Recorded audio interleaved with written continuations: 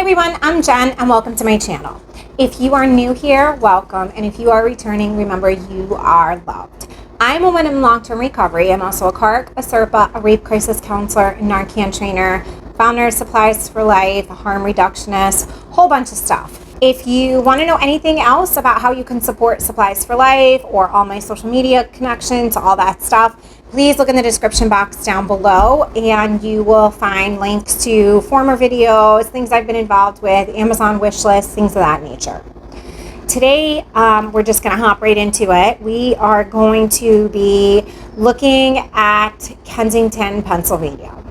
So if anyone knows what Kensington is, they probably already have preconceived notions about it, which is understandable. Kensington is an area in Pennsylvania and Philadelphia that is very, very sick from substance use disorder. I had the privilege of going with a harm reduction organization called Savage Sisters. I'll link all their stuff down below. They have an Instagram, Facebook. They also have a wish list, things of that nature. And they do a lot of local harm reduction street outreach as well as Narcan trainings. I have been following them for a while and I messaged them and I got in touch with the executive director, a chick named Sarah, who I at some times felt like I was talking to myself because we are so similar.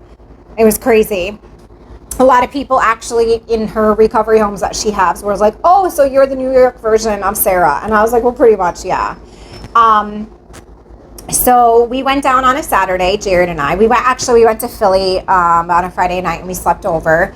And we met them Saturday morning at one of their houses and got through a Narcan training that Sarah gave. And I have to admit, I was a little jealous because she has a Narcan dummy and I do not. And I feel like that kind of probably makes things easier. We got to meet some of the people, some of the ladies that live at the house and some of the gentlemen, and then some other members like her volunteer team. And it was amazing. These people showed up to volunteer. It was beautiful.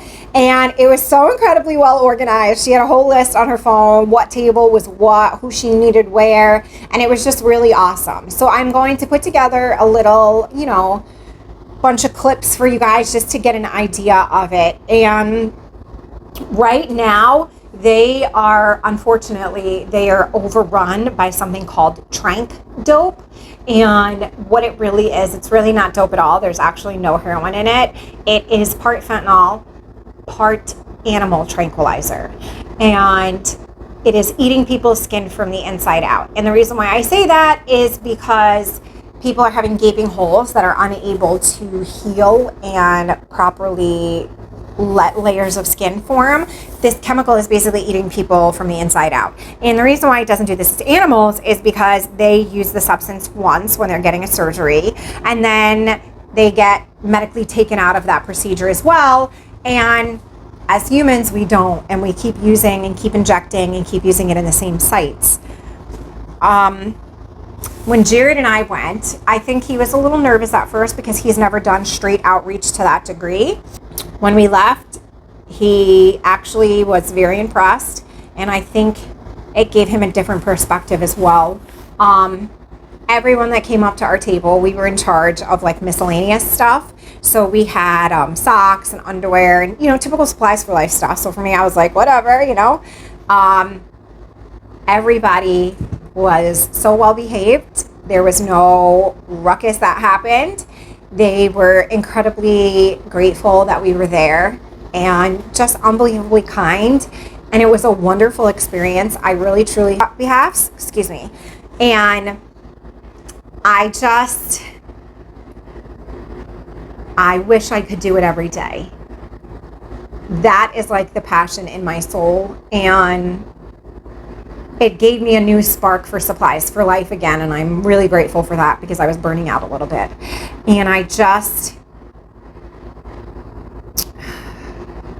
it's really sad what's happening there. And thank God for places like Savage Sisters because they actually give a shit and they go down to the street, and they had 6 tables set up, and one table was like bottles of water. Then they had another table that was Narcan. Then they had another table that were pipes and rigs. Then they had another table that was wound care. Then they had like the miscellaneous stuff like we had, like the undergarments and whatnot. And then next to us, they had acupuncture seeds. And I actually got some, and they really did relax me. I was very shocked. So I had seeds, these little, I'll show you guys a picture, these little gold seeds inside my ears, like little gold beads that look like seeds, I guess. And it was just really great. So without further ado, here are a few scenes from Kensington. Here's a TikTok that Savage Sisters gave me permission to use. Please go follow them. So here you can just see bags of stuff similar to Supplies for Life. Then you see all types of harm reduction stuff. Here's the wound care station. Right there's stuff to use. Then over there's Jared and I, and then there's acupuncture. And then here's just some still shots of throughout the day, cleaning up the park, wound care again, more supplies, little doggy. So it was really a great experience, and they do this every. Here's just some scenery from Philly, like where our Airbnb was that we stayed overnight. Mind you, we did not pick a good one. It sucked. And then this is just us walking to the car to get ready to go meet up at one of the 5 recovery homes that Savage Sisters has for people who, it's basically sober living. And we are just walking around. Most of the neighborhoods all look like this, very narrow streets, townhouse type settings on both sides, like brownstones. And we took a very long walk because we had to park like 8 blocks from where we were staying because there was no parking available. And that was probably my least favorite thing. As we were walking along, we passed this beautiful garden, and I couldn't believe in the middle of the city there was this beautiful green, workable, usable space that people were gardening in inside. And it just was painted really bright and friendly, and it really shows that the community is really fighting to stay alive. And right there's a bunch of kale and a whole bunch of other veggies. And I just thought it was incredibly beautiful. And I couldn't believe that that's what was there in the midst of all this. And then we continued walking on to the car still. To talk about what's going on with the Philadelphia drug supply really quickly right now, and for the past couple of years, the drug supply is changing. 91% of the dope supply has xylazine in it. Xylazine is an animal grade tranquilizer. It's called trank dope. It is not an opioid. So we're going to go over how to do this reversal, and we're also going to take note of the fact that yes, the Narcan is going to work, but the most important thing that you guys are going to do if you are reversing an overdose is use rescue breathing. So the first thing you want to do when you come across somebody that you think is overdosed is do verbal and physical cues. Very uncomfortable. They will respond if they are not overdosing. If at that point the person responds and says, "Get the fuck off me," get the fuck off of them. The best thing that you can potentially do is ask if you can put them into a safer position. Most people will be in an unsafe position at this point. A lot of times in Kensington, we see people with their legs back like this and their neck down like this. So their airways are blocked and their circulation isn't good. I'm going to show you, well, Sherm's gone.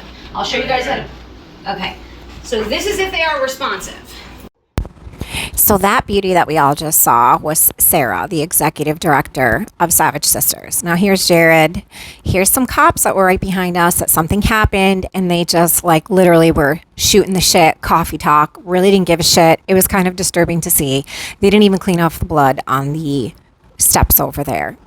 So now here is a side view of the park. It's called McPherson Square, just to give you a little bit of the layout of the land. I am in a car, that's why it's going so fast.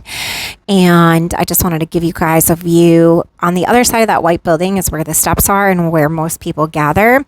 So we're coming around, we're going to come up to the steps, and that's where you can see where it starts to get more populated. And then you see more people gathering. A lot of people live there. You can see their shopping carts with their belongings, and it gets way more populated once we come down to the front. You will also see people there, churches trying to minister to people as well. And this is where most of the action takes place. These next few clips are Kensington Avenue, and you will see a lot of people just standing around, and This part was really hard for me to see. I really wanted to get out and help every person that I saw, but obviously that's not a possibility. Right here behind this fence is a bunch of chickens. Down these roads, you will see people camped out, and we were leaving at this point, so I was just trying to get a lay of the land for you guys. But this is where most people spend their time, and as you can see, there's businesses, they're open, and they're doing their thing. And people are just trying to live and survive. And right here underneath this overpass was full of water, and people.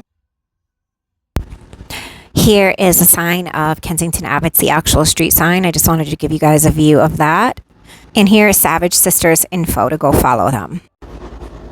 I hope you guys all, I don't want to say enjoyed because it's not really enjoyable, but I hope you guys all felt and learned and have a different perspective of what it's really like to be in it every day to that degree. If you have any questions, please post them down below. And remember, we recover loudly, so those behind us do not suffer in silence. Bye, everyone.